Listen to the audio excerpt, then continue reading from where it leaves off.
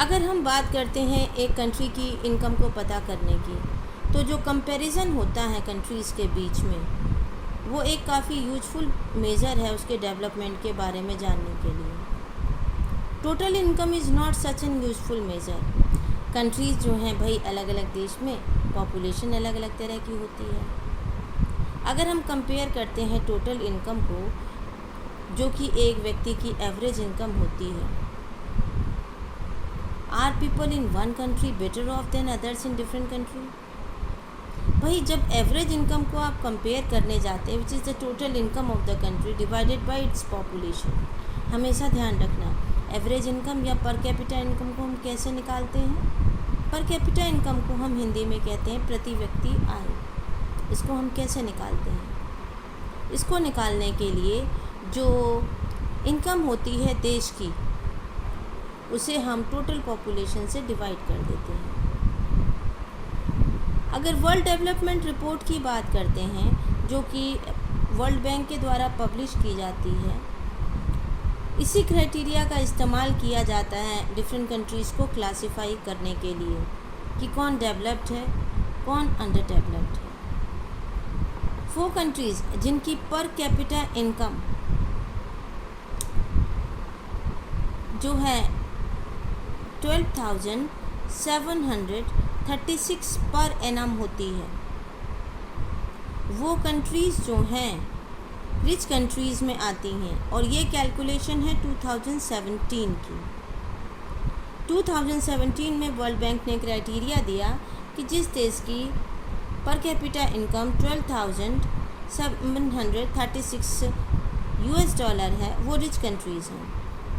And those with पर capita income of $955 और इससे कम है, वो लो इनकम वाली कंट्री में आती हैं। अब हम बात करते हैं भारत की। भारत जो है बहुत आसानी से आपको नज़र आ रहा है कि लो मिडिल इनकम की कंट्री है, बिकॉज़ इसकी जो पर कैपिटा इनकम है 2017 के कैलकुलेशन के हिसाब से जो वर्ल्ड बैंक ने इशू की है, वो जस्ट 1820 US$ पर एनम है। Rich countries, excluding countries of Middle East and certain other small countries, are generally called developed countries. अब यहाँ पर इस लाइन पर थोड़ा सा ध्यान दें। रिच कंट्रीज़ एक्सक्लूडिंग, इसमें हम मिडिल ईस्ट और कुछ और छोटे छोटे देशों को शामिल नहीं करते हैं। ऐसे देश जहाँ पर capita income more than 12,736 US$ per annum है, ये रिच कंट्रीज़ कहलाती हैं।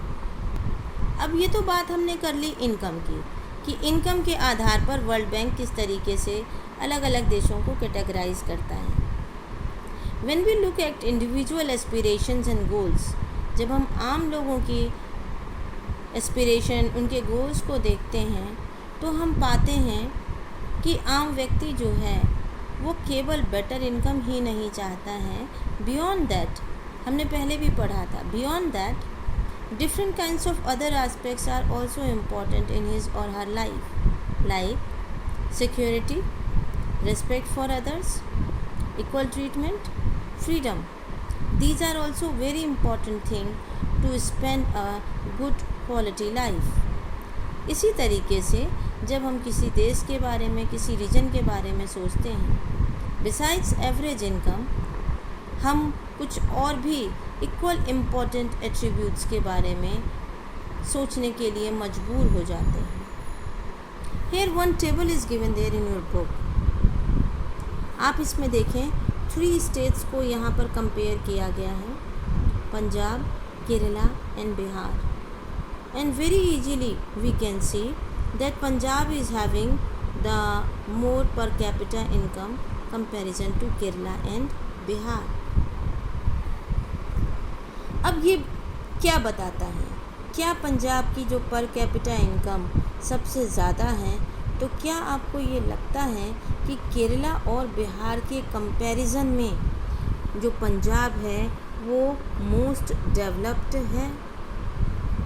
या कुछ और भी क्राइटेरिया हमारे पास हैं या होने चाहिए जो ये जज करें कि वो स्टेट डेवलप्ड हैं, वहाँ के लोग प्रॉस्पेरस हैं। One more table is given there in your book. See this table. Some comparative data जो है महाराष्ट्र, केरला और बिहार का दिया है। इसमें आप वेरी ईजिली 3 ब्लॉक्स में अलग अलग क्राइटेरिया देख सकते हैं। First is infant mortality rate, second is literacy rate and third is net attendance ratio. और इसमें आप बहुत आसानी से पाते हैं महाराष्ट्र और बिहार के कंपैरिजन में Kerala is having a better performance, less infant mortality rate, more people are literate there, as well as net attendance ratio is also too high.